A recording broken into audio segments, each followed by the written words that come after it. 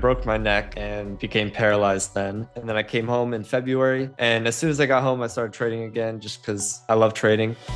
I told my parents if I could make $40,000 in trading before college starts, then I would be able to take a gap year and, try this trading thing out. So when I switched to systematic trading, that's when I became at least break even for the first 6 to 12 months. We as traders, like if we don't have any reference points, we think like, this is trading is gone, it's like we over dramatize it. I realized in order to evolve as a trader, now that I have more capital, I think I need to size in more on A plus setups. If I didn't have trading, I don't know what I would be doing on a daily basis. I'm sure I would have figured something out. Trading has become even more of an importance in my life because there's not as many things as I can do as I did before. What's up, guys? This is David, aka Reverse Long, and today I have the pleasure of having Zander Odom on the podcast. So Zander Odom has been around the trading world for a while, and he's a great trader. And so now I think this is his first interview. I don't know if you've done one before a long time ago. I know you've had a YouTube channel for a while. So, but Xander is a great trader. He's a seven-figure trader, and he was in Puerto Rico for a while. And so he had this extraordinary story of he had this injury that's left him in this condition now, but he is so enthusiastic about trading and stocks. Like the passion he has for trading is so inspiring, and like nothing is gonna hold this guy back, and it's just so inspiring. And I've had a friendship with Xander now. I remember we got in contact when I was in Spain, and yeah, we were trying to get a hold. I remember talking to you. We spoke for a while, and when I was in that ice cream shop, I was really traveling city to city over there. But Xander's story is so this guy, like he loves trading so much, and nothing is gonna stop him. So his performance, he's like locked in and focused more than ever. And the commentary he puts out on X and social media is golden. Like so it's just like it's great to see that, like, no matter what, because we as traders especially have this like roller coaster ride of ups and downs and rock bottoms and all that. So like the tenacity to stick around and the resilience that traders have, and in this case as Xander has it, like I've never seen that someone have this kind of like tenacity with trading and just the love of the game. And this guy lives and breathes trading. So with that, Xander, how did you want to get started? Let's start with like a genesis of how you got started trading. Because from what I understand, you were really young when you got started trading. I see the YouTube videos. It's like you were like must have been like 12 years old or something. Um, Yeah. or maybe I don't maybe I was looking at the wrong videos, but No, the yeah, YouTube yeah. channel is really old. It has old videos. Yeah. Um, Well, yeah. yeah, I appreciate what you said, David.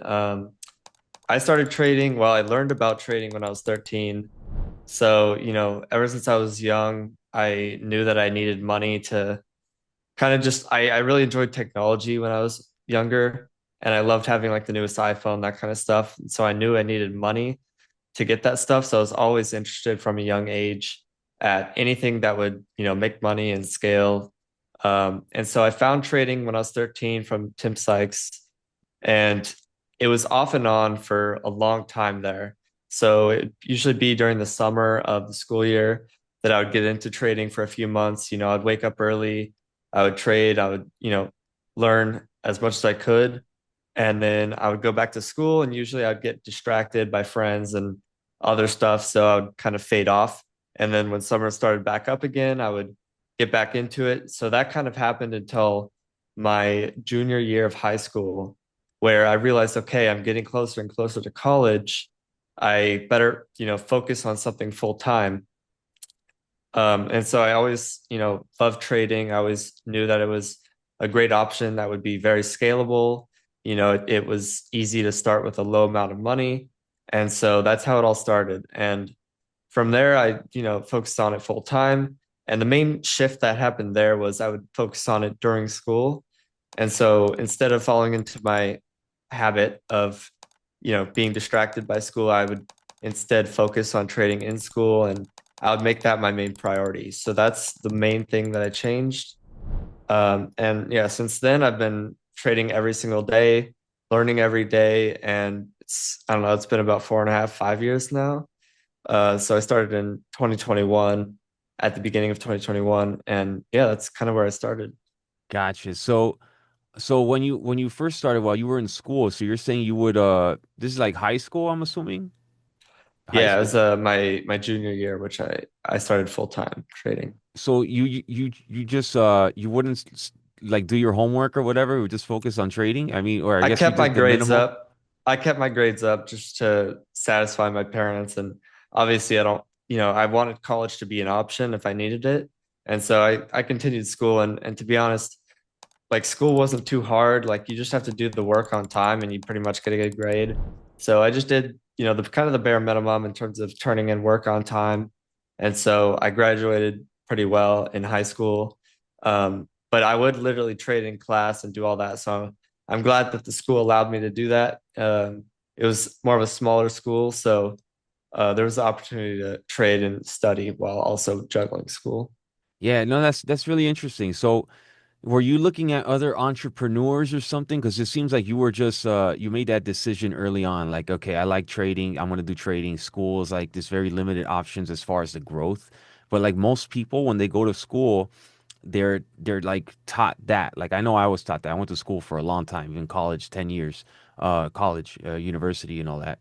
But did you were you looking at any entrepreneurs on YouTube or something that were like, school or college is like, it's not the way to go. You got to be an entrepreneur, and it's all, it's like school doesn't teach you how to become an entrepreneur and make a lot of money and start a business.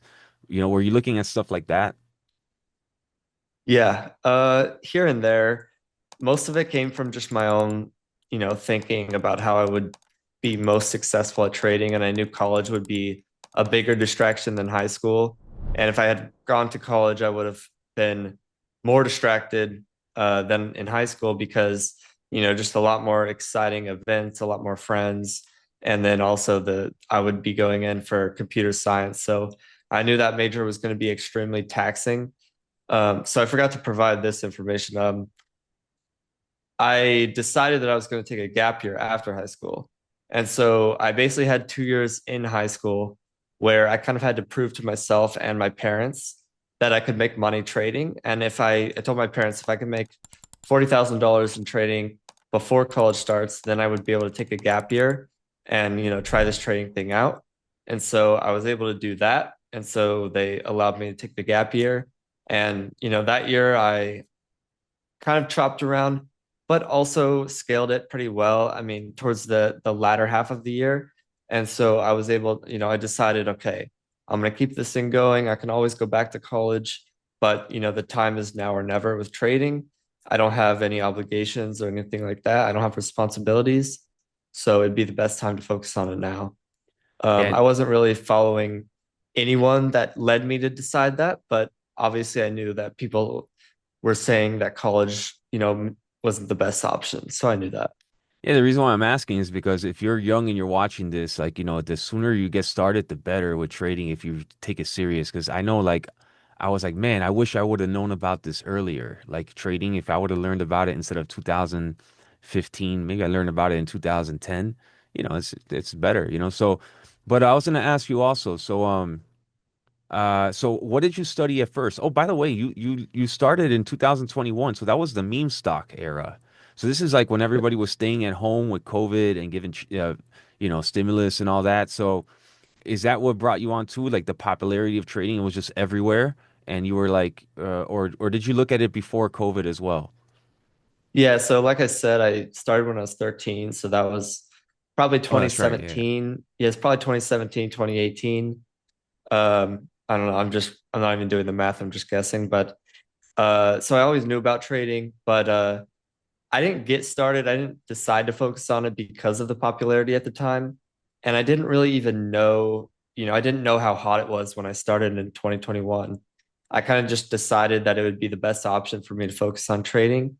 And then turns out just so happened to be like one of the hottest Yeah. times. Yeah. So I started right around the time, well, I guess GME and that kind of stuff was end of 2021, but I started when OTCs were super hot. So for Oh, that year, I that's focused right. on OTCs. And then towards the end of the year is when I switched to listed stocks.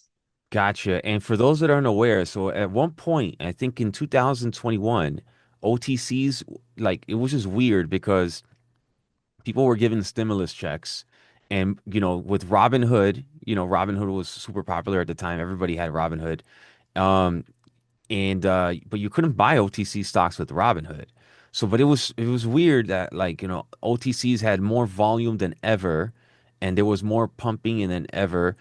And well, a lot of people made a lot of money during this time, but then the SEC came in and changed the rules where the OTCs have to provide audited filings, I believe, and that killed the game for OTCs. But as at a certain moment, I don't know, correct me if I'm wrong, Xander. It must have been like a 6 month period where OTCs were like the golden age of you could Yeah, make a 20 killing. Yeah, 2020, they were super hot. And then I remember it was like February 2021 when they dropped off like a rock. And that's right when I was starting. So when I started in 2021, I was like, okay, OTCs are killing it. This is what I'm going to focus on. It's also what Tim Sykes was focusing on at the time. And so I was like, this is what I'm going to focus on. And then, yeah, they dropped off like a rock in February. So I kept doing it until like May or June. And I realized more and more that it was going to be a waste of time and that there was so much more opportunity on listed stocks. So I kind of made the shift there. Yeah, you know with trading, you get these opportunities once in a while. And it's like you have to keep the best traders keep evolving and adapting, and like you don't miss it. It's like, okay, that was a period of time, you capitalize, and now you have the foundation, you have a nest egg now. You have the experience and you can evolve, you can adapt. And yeah, so I had a similar experience as well in 2020 and with other things with listed stocks in the pre-market. And yeah, you take that experience and you go. So when the OTCs went away, you had no you didn't care. Like you're like, okay, now I'm ready. Let's go for Nasdaqs now. Let's go for listed stocks. How did you go about that? Yeah, it was definitely a different learning curve. They moved a lot differently, a lot faster. Um, and the whole strategy was different because with OTCs, it was more like, wait for things, it's more long side approach, like wait for things to set up and long tight breakouts. With listed, I jumped right straight into shorting them. So I didn't long them at all. I knew that shorting was probably the best way to go. So you started as a long and with OTCs long as well.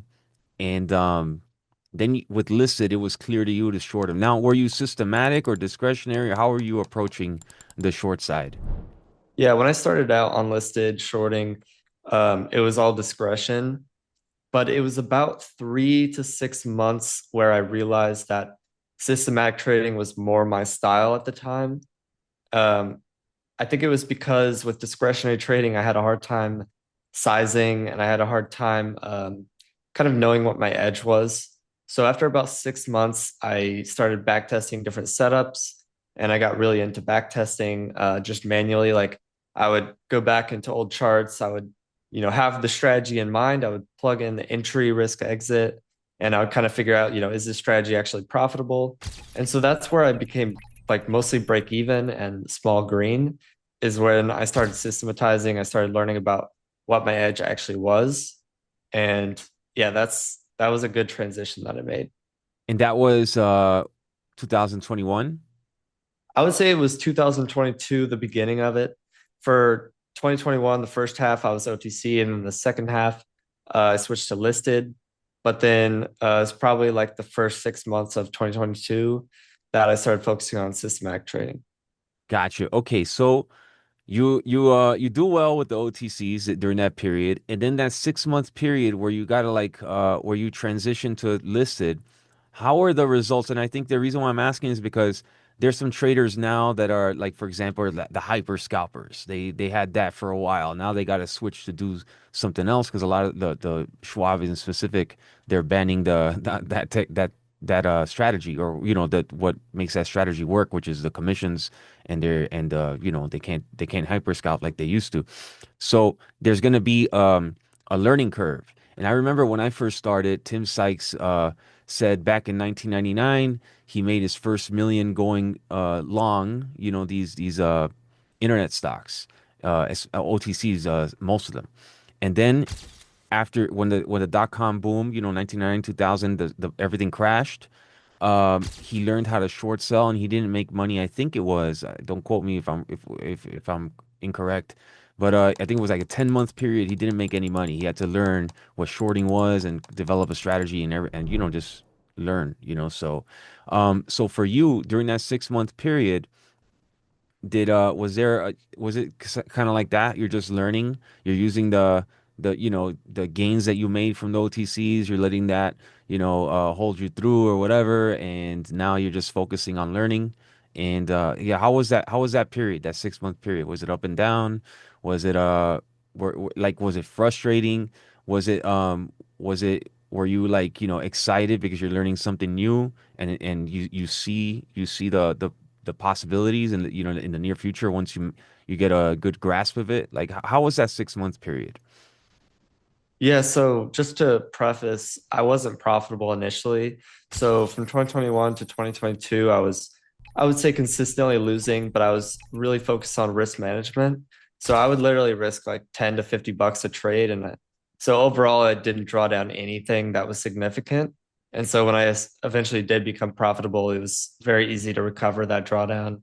Um, so when I switched to systematic trading, that's when I became at least break even for the first 6 to 12 months.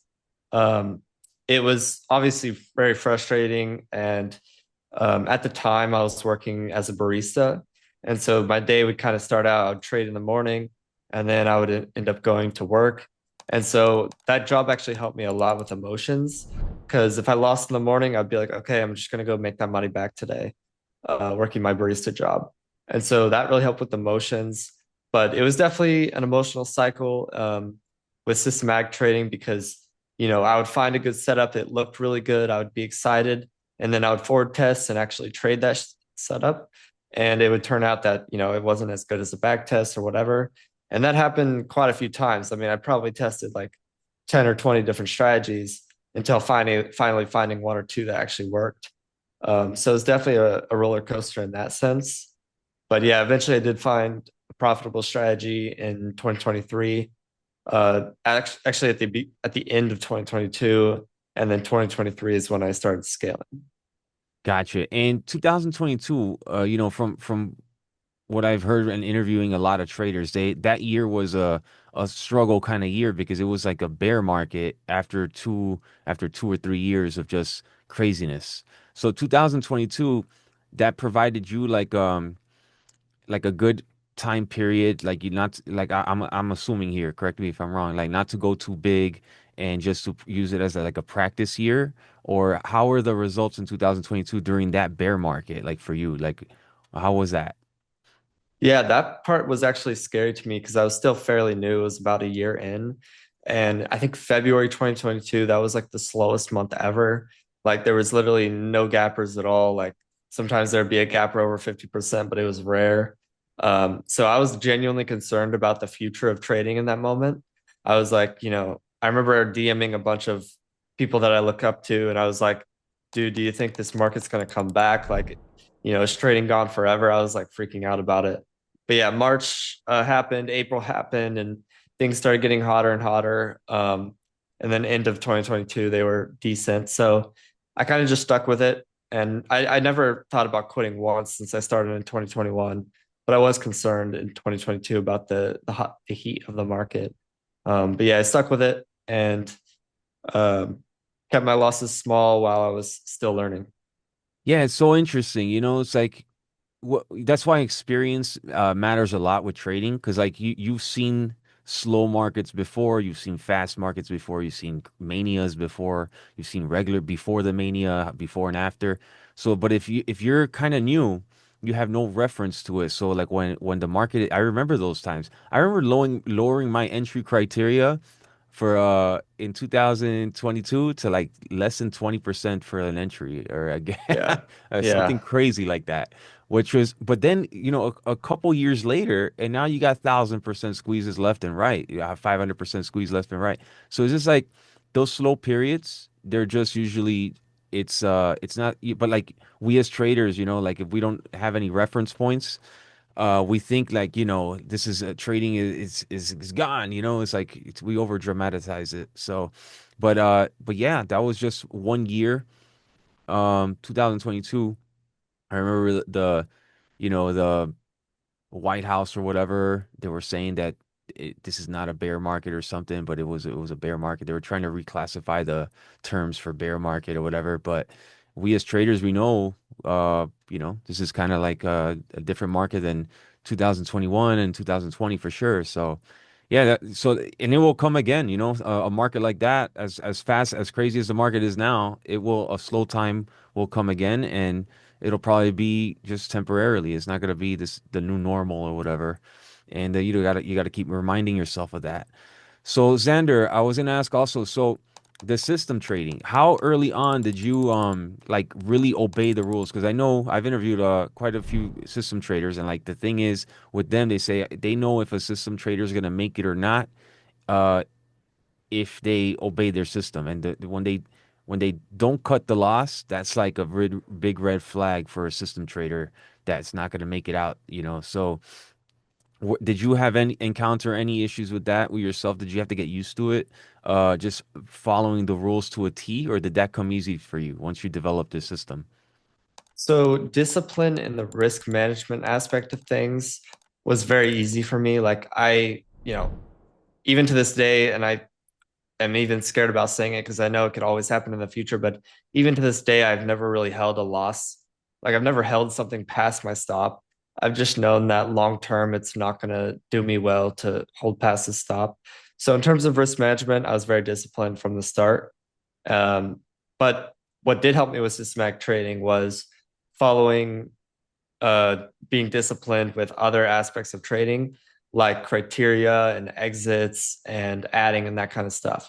So systematic trading really helped me follow the rules in terms of exits because when I was discretionary trading, I would short and I would always follow my stop, but I would often cover early or just do random decisions, random trading.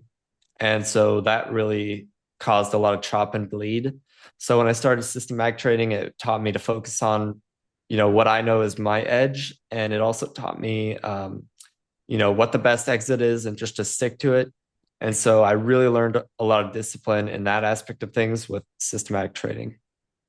And so you mentioned you were having that year off of school when you graduated high school, and possibly going to college, in the future, but for computer science. So were you always into that kind of stuff? Like, let's say the computer science, maybe math, data, stats, gaming, even this kind of stuff. Because like, if you were drawn to system, I see that sometimes there's like a certain personality type that's interested in system trading. So was that, and you Yeah, mentioned computer science. So did that have anything to do with it? You gravitating towards system trading as well? yeah, it probably did. Yeah, I was very interested in science and technology from a super young age. Like I would always want, the best phone, the best laptop, and I was always interested in coding, but I never stuck with it long enough to learn or get good at it. Um, so I think that probably has something to say about the personality and why I like systematic trading. But yeah, I was always, super I guess logical brain, like logical minded and less emotional, I guess, in terms of that. Yeah, because there might be some people watching this, and they don't know their identity as a trader. Is it discretionary? Because I'm discretionary, for example. You're a system trader. Is it discretionary? Is it system? Because I know early on, I kind of was confused. I was like, I was doing discretionary, and then like I met some system traders that were doing very well, and then I felt like kind of like insecure about what I was doing. I was like, maybe that's the right way. What, it's like it is safer. What they're saying is true. Like sometimes, like, you know, it's better risk management with system trading. Am I doing it correctly? Am I doing risk management correctly? I see them doing it. Like I felt kind of insecure about it. So, and that was me as an earlier trader. Then I interviewed Jack Schwager. Jack Schwager, made me much more comfortable. It's just like your identity. It's like you gotta understand what your strengths are, So I guess for you, it just it you went that path. It was easy for you to understand. Okay, I'm a system trader. But do you think from your experience running into traders starting out, like do you think they like how does one determine whether they do one or the other and like whether they're doing one right or whether you know what I mean? Like how do they figure that out for themselves? Yeah, I think the best roadmap for a new trader is obviously they're going to start out discretionary trading. That's how everyone starts. And I think that's really good because you're going to learn the basics, you're going to learn how stocks move and all that. But I think after 6 months of doing that, it's probably good for everyone to start systematic trading. Just, have a back tested edge, go back, come up with an idea for a setup and test the entries, risk, exit, find out how profitable it is, find out if it's even profitable. When I like a lot of people are overwhelmed by the word systematic, that kind of just means you're following a certain rule set for a setup instead of making decisions on the fly. So I think for newer traders, definitely focus on systematic for a little while because you'll also learn discipline. You'll learn how to find edge. You'll learn how to test edge. And then, it helps with scaling as well. So once you do that, once you do systematic trading, you kind of learn about all that. Then you can decide whether you want to go more towards discretionary or systematic. Even today, I'm doing more and more discretionary trading because I think to be an excellent trader, at some point you have to make decisions on the fly because outlier opportunities they come when you least expect them a lot of the time, and so you kind of have to adapt. And I think discretionary trading is really good at adapting to things. So I think a hybrid approach in the end is the best. But I do recommend early traders focus on systematic for a little bit just to learn edge and kind of how to trade in a disciplined manner. Yeah, I agree with that. And it's also, you containing your losses, everything is contained. You have like guidelines to follow and you follow the guidelines and you can stick around. You can get a lot of reps in like that. And reps equals experience equals more knowledge and and gives you a higher chance to succeed overall. I saw some X posts that you made recently those come across like you're like what you're talking about like the discretion you're getting into discretionary stuff now after having a lot of success with systematic trading and yeah so it's just everything is an evolution. That's why trading is so awesome is that you can just go to new levels, you graduate to new levels all the time. It's just a never ending game.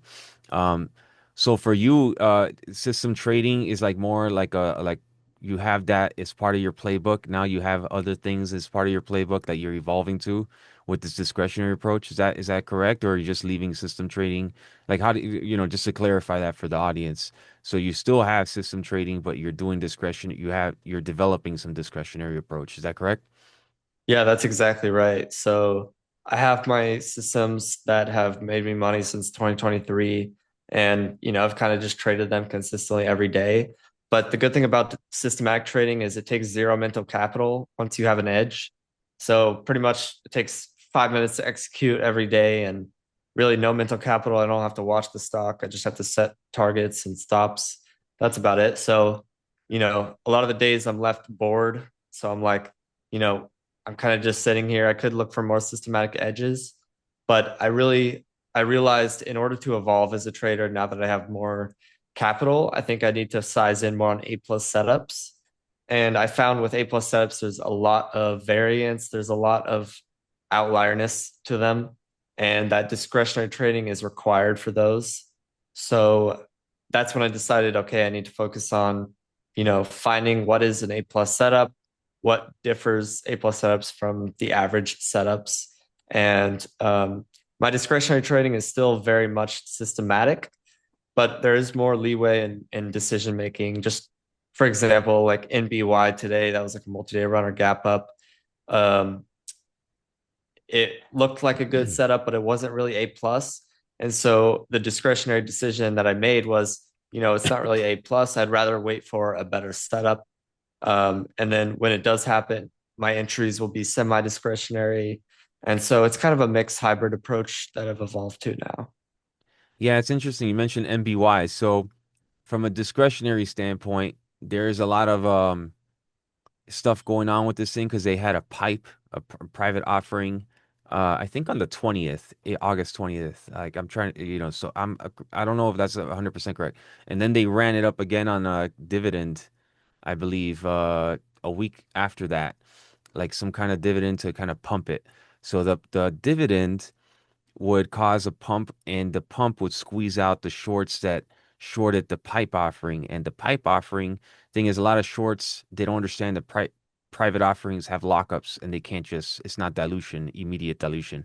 So I'm reading it like this as a discretionary trade. Oh, the 80 cents cash dividend thing squeezed out it was an orchestrated PR for the 80-cent dividend. I imagine the CEO's like, how can we squeeze out the shorts that shorted this thing when there's no dilution? I'll put out a cash dividend. But you got to hold the cash dividend, the stock for 2 months to get the dividend, so it's not gonna even matter. But so I'm reading it like this. So that's a discretionary approach. And then I'm seeing the chart, the technicals, like I'm aligned with you on that, like a system and discretionary. I'm like, yeah, that doesn't look like enough of a parabolic action or enough of a extension to short it. So I'm gonna stay away. But for system trading, um, so you have exact criteria like percentages and numbers and days and times. Like how deep can you go into, because I know system traders, they gotta be secretive. They can't give away their edge. Um, so like like how specific of a strategy are you looking for before you decide to go in is what I'm asking. Yeah, with my systems, they're very simple. I haven't gone like super deep into like a lot of different nuances, and I've always tested different nuances. I've tested all the nuances I can think of, but for systematic trading, I think the best approach is the simple one. At least that's how how I've scaled setups. So they're very simple. I focus on the big picture nuance, the chart. I'm a technical trader all the way. Like I've never focused on fundamentals, which I know there's value there, but I've never focused on it just because it is harder to tie in systematically. Fundamentals and stuff like that. It's more random on the data side, I think. But yeah, I keep my systems all very simple, and it is very black and white. It's like, is the stock up 50%? Is it up? Is it where is it opening in the range? That kind of stuff. Now, is how important is it like for your success? Because you've had success, um, to keep things simple. Because yeah, you can make a system, for example, of like pipe offerings on day three for 100%, like so, but like, is that going to be like, because a lot of traders do this, they overanalyze things, they make it harder than what it really is.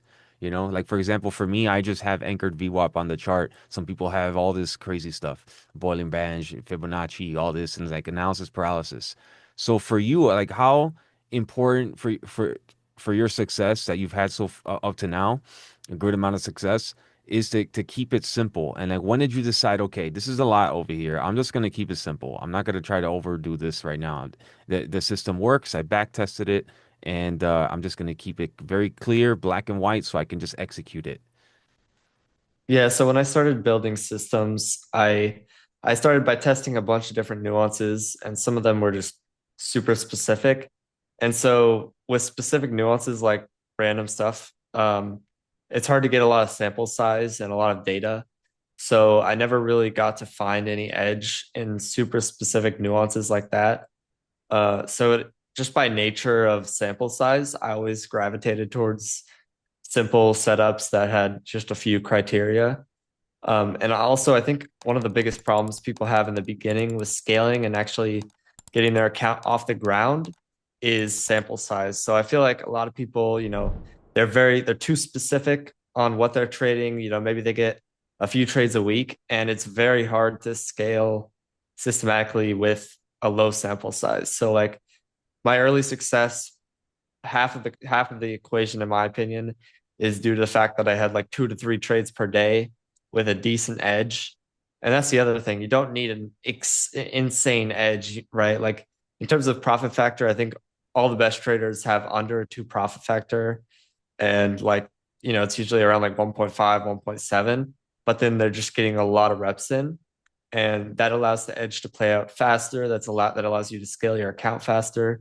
And so that's the plus side with going on a very simple system. And I think that was a big contribution to how I scaled things. Yeah, okay. So just something that's very replicatable. Yeah, two profit factor, three profit factor. I wanted to when you were mentioning that, I wanted to ask you if you've seen the Forex guy with like dreadlocks, like purple dreadlocks and neck tattoos and everything. He's made like 11 million, what he says, and he has a 28 profit factor in Forex. You know, Yeah, I don't believe that for a second. you know who I'm talking about? Yeah, Yeah. yeah, 28 profit factor. It's crazy. yeah. Um, but yeah, he's out there really confident and proud about it. It's crazy how people fall for that. But but yeah, okay, great. So um now okay, so you had a lot of success and then into so when did you go to Puerto Rico? So I moved to Puerto Rico in August of 2023. And so at that point, I was profitable for about 6 to 7 months. And I was still living at home then. And so I decided, you know, obviously there's a cost to moving there. And so I just decided it would be worth the risk because if I scale, it's going to be now or never. And so that's when I decided to move there. And also, like, I already had a bunch of friends there. So it would be a good time nonetheless. Yeah. And as far as scaling, um with system trading, it's pretty just simple to scale. I know with discretionary, you feel it a lot more. There's a lot more emotions involved.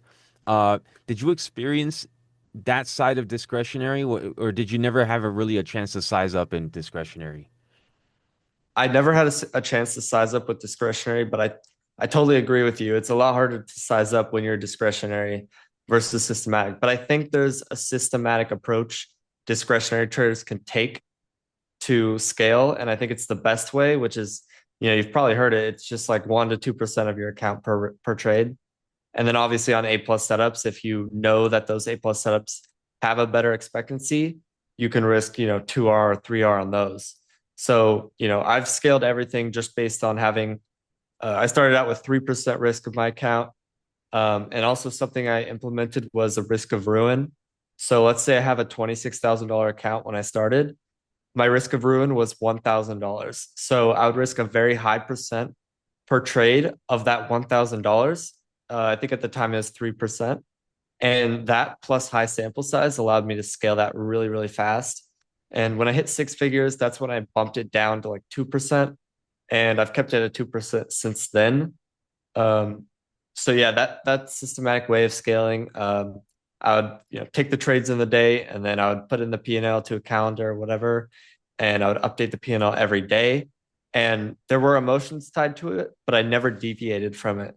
So obviously there was win streaks that I never could expect, where 5, 10 days in a row just green, making a lot, and that's where the compound really hit. Like I literally started it $26,000 account, $1,000 was my risk of ruin. And my risk per trade literally started out at like, I don't know, it was like $30. And within that month, with a profitable setup, high sample size, I think I scaled it to like $200 risk per trade. Then the next month, it jumped to like 500. Then the next month, like 1,000. So it's just really, really fast. And once you can scale out, in terms of like I turn, $1,000 into 100,000, then you can say, okay, now it's time to somewhat protect that capital. Like I can't really stomach a 70% drawdown on $100,000. That would hurt. So I'm going to pump it down to 2%. So that's how I did things. The drawdowns were definitely hard, sticking through 60% drawdowns of the risk of ruin. That was definitely hard, but I always stuck through it. I never changed risk based on emotions. That's excellent. That deserves I might make a clip out of that right there. That's a really good breakdown. So where did you learn how to do this? Like did you read, for example, the Kelly Criterion or Ed Thorpe's books? Because I know Tim Sykes didn't teach you this, you know. Right. I learned it from Brian Lee on Twitter. Okay. Uh, in 2022, 2023, he had, a lot of really good posts, and I think they're definitely worth reading for every trader. They I think they add in a lot of new ideas that you probably don't hear already. So that introduced new ideas. So he kind of talked about risk per trade as a percentage, and he introduced the using R as a metric to the community. So I think that was really good on my really good as for growth wise. Yeah, do you implement the R into your DOS? I think DOS is able to do R's now, from what I heard. Yeah, but I still keep up P&L just to make sure I'm not losing more than I need to be losing. Gotcha. So I have Oh, both up. yeah, nice. Now for your discretionary style now, are you do you do the same thing as far as compounding, or how do you go about that? Yeah, it's the same thing. So um, I'm doing the same thing as well with risk of ruin. So with my discretionary trading, I've allocated a percentage of my account to discretionary trading only. So let's just say I have like $100,000 account to make the math easy. Let's say 75,000 is dedicated to system trades, which I know have an edge. And then let's say 25,000 is allocated to discretionary trading, and that $25,000 has, whatever, a 3% risk per trade, or if it's an A plus 5% risk per trade. And so that allows it to scale in its own performance. And so if my systematic trading is going really well, that will scale on its own. But let's say the discretionary trading isn't going as well, it won't affect the compound of the system. So that's why I really like separating the two accounts, um, just on a numbers basis, uh, because that also allows me to risk a lot more on the discretionary setup because it is new and I'm allocating a small amount of capital to it. I can risk a lot higher on that. And if it works out, it's going to scale really fast. If it doesn't, I'll lose just a small portion of my account. Gotcha. So you're treating it like separate businesses, the Yeah. discretionary, and Yeah. yeah, so it's very important, with trading, to treat everything like a business. You mentioned everything like it's the risk, the risk management, the way you operate. There's two separate strategies, completely separate, but like it's just like running a business. Um, okay, so Xander, okay, so you go to Puerto Rico, and then all right, so a lot of people, they know about you through Twitter and X and your story. And they want to they're like to get an update. I know you've been doing well, and you've been very focused and locked in onto the markets. But yeah, some people they don't know, and yeah, if you can just give a a, a rundown on how everything is going, and yeah, and any news or anything like that. Yeah. So in January of this year, so pretty much 8.5 months ago, I was snowboarding and I was taking a jump super, super fast. And I kind of over rotated and fell on my back. And so I broke my neck and became paralyzed then. And it's been a crazy journey since then. I've had incredible support from both the training community and family. So I wouldn't be here without them in terms of like my happiness and all that and my recovery. So I was in the ICU for 2 weeks, week and a half, and then I was in inpatient rehab away from home for about a month. And then I came home in February. And as soon as I got home, I started trading again just because I'm addicted. And I love trading. But besides from that, I'm still focused on physical therapy. I go 3 to 4 times a week now. I have like one day off. And it's 3 hours a week or 3 hours a day. So it's very time consuming, but it's led to a large recovery. So for example, when I was in rehab in February, I was not able to lift my arm at all. And now I can, lift my arm. I could move a lot more than I could before. And so that's allowed me just to live a more normal life. It's obviously still a huge struggle and I'm still improving. And I have a lot of motivation for the future to continue improving because I know that it's a never ending process that I can continue improving and getting better in my situation. Um, so yeah, it's been a crazy journey. And again, like the trading community has been overwhelmingly supportive. Like there was a GoFundMe that my aunt or my mom's cousin started, And, some of my trading friends found out about it and they shared it. And that blew up. It was insane. And that's been super helpful. For example, we had to remodel my house because there was no shower that was big enough for me to like roll into. And so we basically like redid this whole room. We turned my garage into like this whole new room, and the bathroom is huge. And so, the trading community really helped out with that. And yeah, it's been a crazy journey. Yeah, man, that's great to hear. The trading community going behind someone that's a good person. We've never met before. Um, June, I believe. But your reputation throughout the whole trading community is like so like you're just like a great guy, great person. A lot of people know you. And so, you always want the community, they support that, so it's great. The trading community is it's not that big actually, so we all kind of know of each other.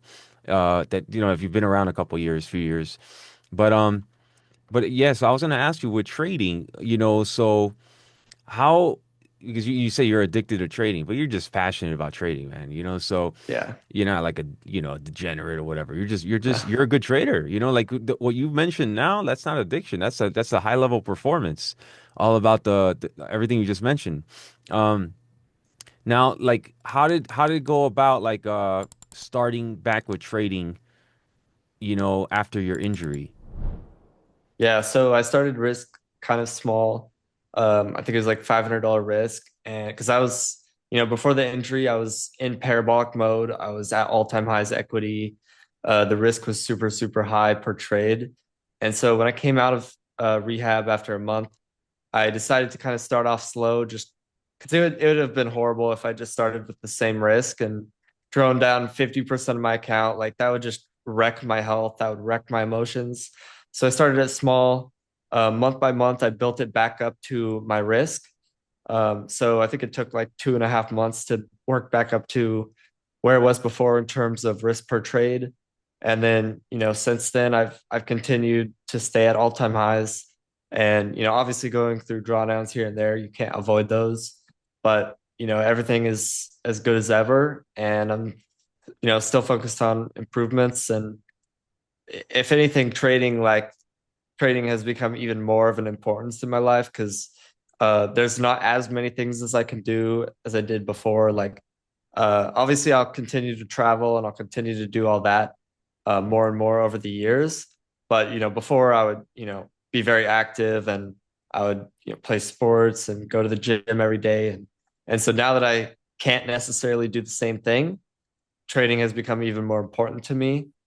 Um, so yeah, it's trading has been awesome because if I didn't have trading, I don't know what I would be doing on a daily basis. I'm sure I would have figured something out, but I'm glad that I'm still able to trade and continue improving. That's awesome to hear, man. It's like trading, you have this skill and you can do it. Yeah, so you can do it like normal, I'm pretty sure. The way you were describing it, and you're at all-time highs. So it you're probably going to get better at trading because now it's like more focused than ever, so Yeah. yeah, I'm excited to see where you go with take it with trading and discretionary now. um when did you begin discretionary trading, having this extra project of discretionary trading? Yeah, so I was always interested in expanding to discretionary trading.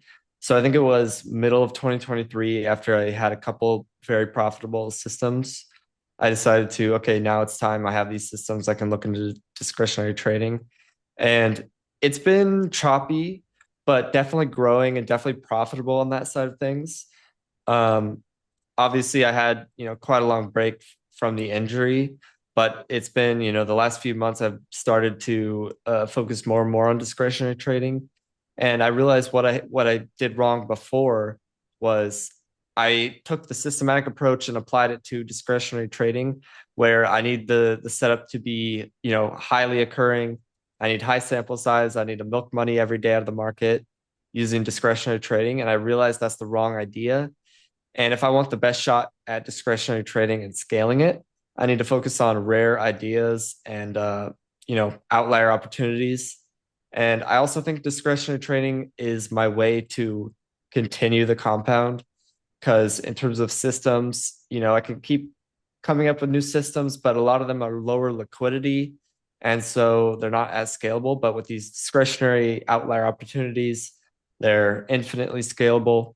And so, yeah, since the middle of 2023, off and on, I focused on discretionary trading, but it's only the last couple months that I've went full time on figuring out what my A plus setups were and how I'm going to approach those with a lot bigger risk.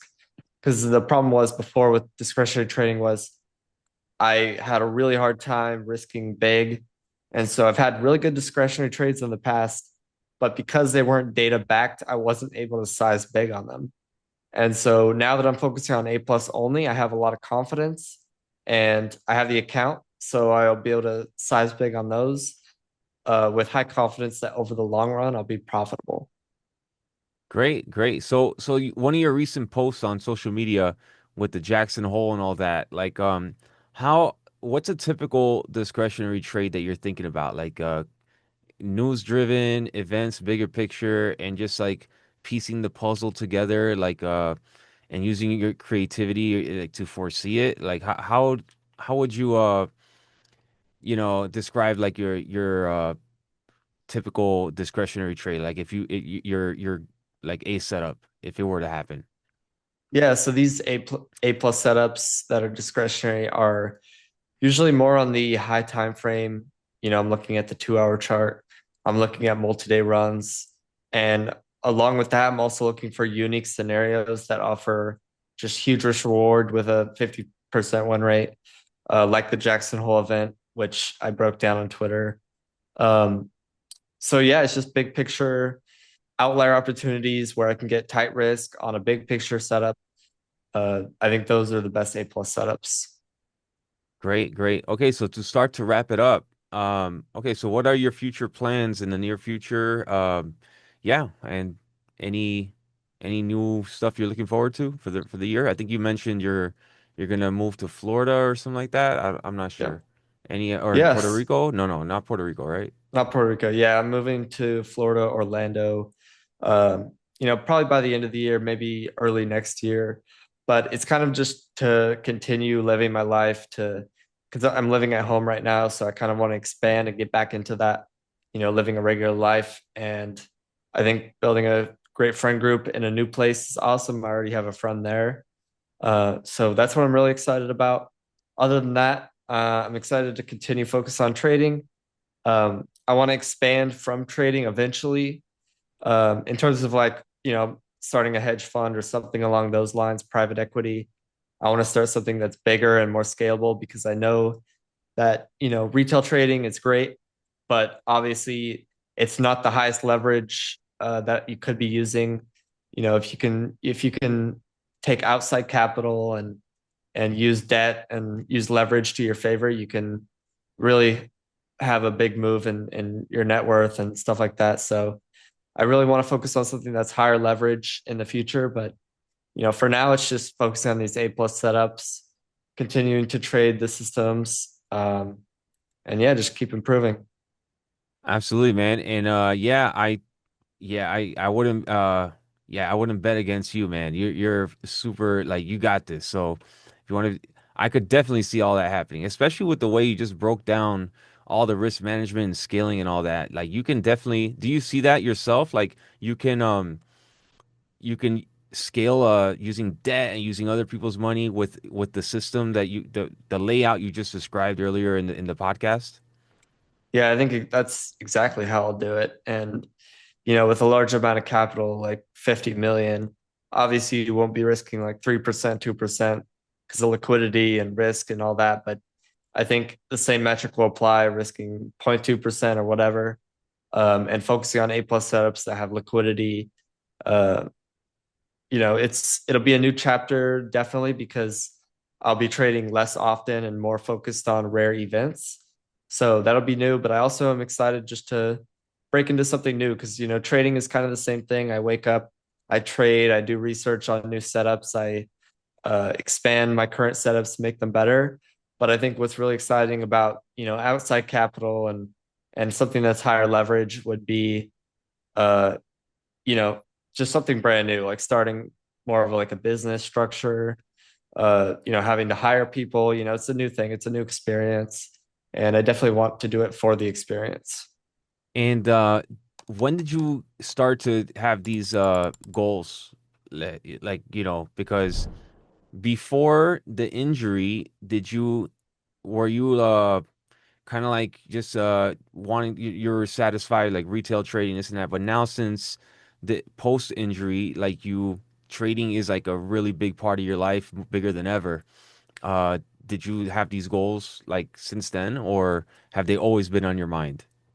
Yeah, these have always been my goals from the start. Luckily, the injury didn't change anything about my goals, and I think that that has had a huge impact on my recovery because everything is pretty much the same as usual in terms of improvements and what goals I'm shooting for. And if anything, I'm just even more motivated now to focus on those because I know they'll bring a lot of fulfillment. And I am fulfilled now as a trader, but I'm not complacent. I want to continue growing. I like the game. I just want to keep getting better. And if I got complacent, I don't know what I would be doing really. Awesome, man. Well, it looks like you got a really good goals laid out ahead of you and you planned for this. Now for the people watching, like how you I know it's important to have goals set out and have a vision for yourself, 5, 10 year plan, but it looks like you did that early on, extensively. So when did you sit down with yourself in a way and decide, okay, this is going to be my 5 to 10 year plan, you know? Yeah, well, I always knew that in terms of retail trading, it was a really good start because, you can scale a small amount of capital really far. But at some point, it's incentivized that you kind of get outside money and you scale bigger and use leverage to your advantage. Um, so I think it was always in my plan to do something big. The specifics have changed a little bit here and there, but and even they're not totally defined right now. Like maybe I won't start a hedge fund, maybe I'll do something else, private equity, startup, whatever. But I always just wanted to do something big, and so over the years, I've just developed a bigger plan and gotten more and more specific in terms of how I'm going to execute that. But I definitely short term, like in the next 6 to 12 months, I always have a specific plan on how I'm going to scale, how I'm going to improve and all that.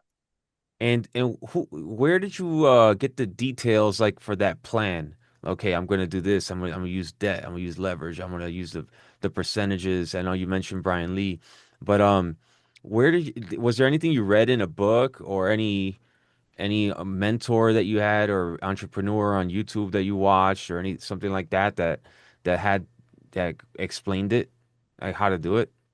Yeah, so I'm always observing other people and what makes them successful. And so over the years, I've just picked off like one by one different aspects of what make people successful. And it's actually been more so in the last 9 months that I've really focused on what makes people top successful, like Forbes 100. And just what I see from across all of them is that after 10 years of retail trading or 10 years of a regular job, they eventually took a big risk. They went off on their own and they, raised money. They all, continued raising money. They all got into networking. They scaled that. They hired a team. So just from observing the top players in the game, I realized that at some point I should probably, go into that arena in terms of getting outside capital and doing that.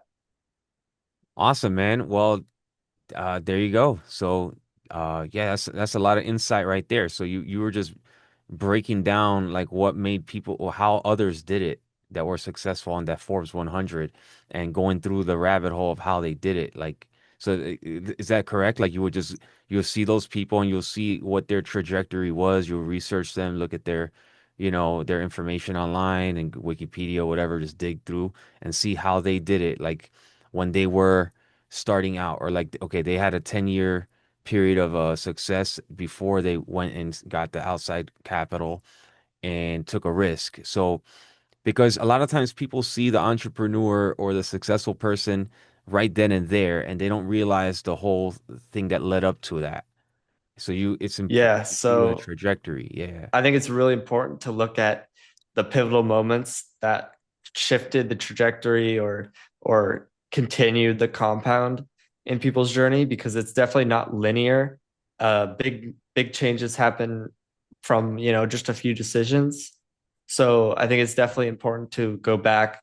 Like for the Forbes example, I literally went back and I looked at all the people who were in finance and then I plugged it into ChatGPT. I was like, where did they start? What were the pivotal moments that shifted their trajectory, and just consistently among all of them it was like they started retail trading or they started working at some kind of financial firm for the first 5-10 years, and then they decided to start their own firm, and then from there they scaled, and then eventually another pivotal moment was they adapted with a new technology that was you know something that people didn't use in the past, and that's how they got their edge, and that scaled them to be the unique giants that they are. Well said, well said. So there you go. You just laid it out like a system right there too. So using ChatGPT and everything. Well, Xander, it's been great to connect with you, and yeah, I'm pretty sure we'll connect again in the near future. And thanks for coming on and sharing your insights and your updates and everything, man. It's really inspiring for the traders and myself to see you progress and see you go to these new levels now. And yeah, we're all rooting for you. I really appreciate it, and thank you to everyone in the trading community. I mean, the support has been insane, and not even just from the injury, obviously, like just the networking, uh, being on Twitter, DMing people, and everyone being so kind in terms of offering advice and being supportive in all regards. So, thank you. Awesome. All right, Xander. Well, have a great rest of your week and we'll talk soon. Sounds good. You too. Bye.